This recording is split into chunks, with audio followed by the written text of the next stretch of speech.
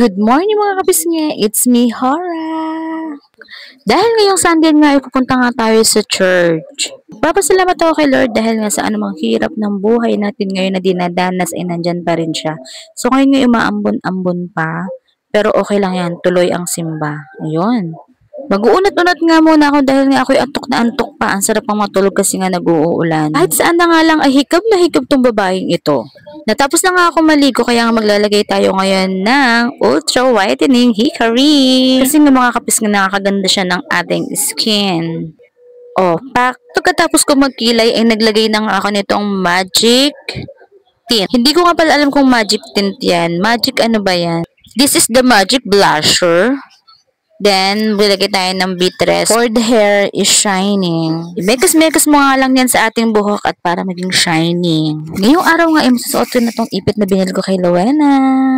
I'm excited. Tadan! This is it! Ayun, paalis na ako niyan mga kapisnge.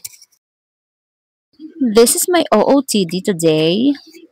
Para akong butterfly. Kasi nga may ano ko dito sa shoulder. Huwag nyo na nga rin palang pansinin niyang mga nakasabit-sabit dyan sa likod ko. This is the background cute. Dihatid nga pala ako ni Lablab kala Tintin, kaya nga dito na ako sa labas mag-iintay. This is my outfit, so very cute. Look at me. Paalis na nga pala kami ni Jomar niyan, papunta kami kala Tintin. Siya nakatoka ngayon sa paglalaba, kaya ganyan itsura niya.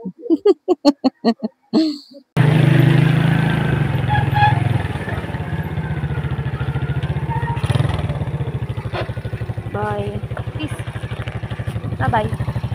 Grabe, para rin pala siyang San Miguel. So, ayun ang outfit ko today. Then, nag-start na nga ang ceremony. Good morning po with your brothers and sisters. Hinahanap ko nga pala si tatay. Kung di pa tatayo si tatay, di ko siya makikita. Ayan si tatay. Humihilang, kaya ako nakita. Nakita ko rin pala si Ate Wilda. Si Ate Dada kung tawagin. Choir pala siya dito. Sabi niya sa akin, kakanta daw siya. So, ayun. Pagligtas ng sanlibutan sa si Kristo, pag-ibig niya'y taos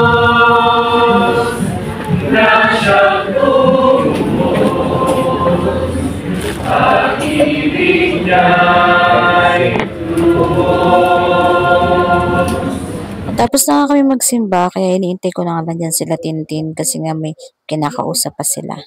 So ako, dito lang ako sa Gadli. Andito nga rin pala yung mga taga San Miguel. Nagulat ako kasi nandito sila.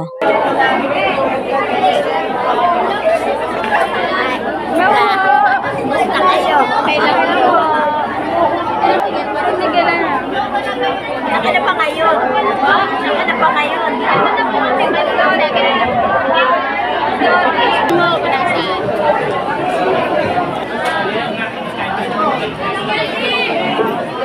Lumalabas na sila.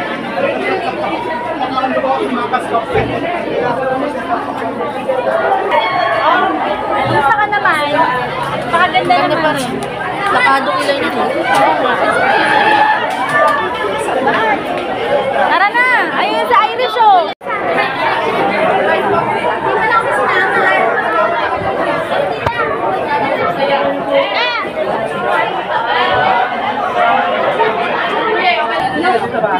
Di pa nga kayo makauwi kasi nga tinan mo naman, sobrang ambon, napakalakas ng ambon. Ang ginawa nga lang namin ay nag-TikTok na nga lang kami muna dito.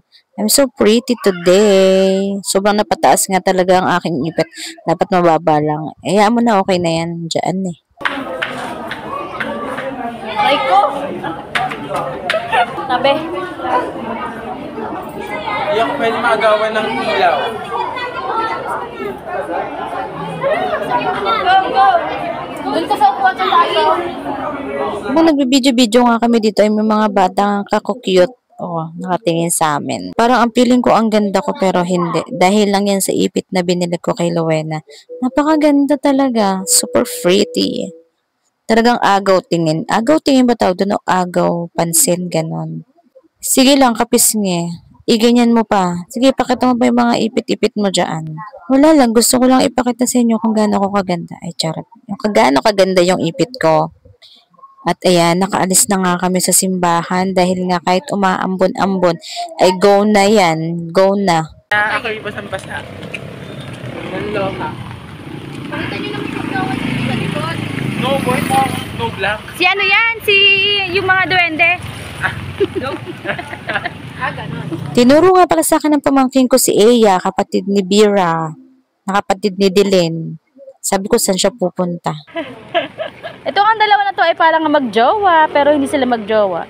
Katulong lang yung isa. Katulong buhay ang isa. Kaya hindi ako naglalaki kasi ayoko may nasikaso Tapos siya naman asikaso. Uy, grabe ba? Nakaganto kami, naka-heels kami. Tapos dadaan kami dun sa pinakabahang baha.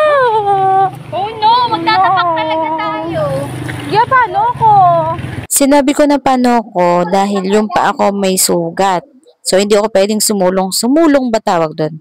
Sumulong sa baha. Walang choice kundi mamasahin na lang. Kami nagpunta ng bayan dahil nga gusto ko ng bicho-bicho. So andito na kami sa bayan ng Baliwag. Dahil ang gusto ko nga lang ay makatikim ng bicho-bicho ulit. Pinapayungan ako ng pamangkin ko dyan kaso dire-diretso lang ako at gusto ko nang kumain ng bicho-bicho. Dito lang talaga ako bumibili ng bicho-bicho. Dyan lang sa kanila. Hi! Nasaan si ate? 50 pesos halo. Magkano? 50 pesos halo. Kayo ba? Ikaw pa lang? Kay ate at sa kanya lang ako bumibili ng bicho-bicho. Tuwing pupunta ako dito, sa kanila ako bumibili. And super na miss ko yung bicho-bicho nila. 10. 10 na plain lang.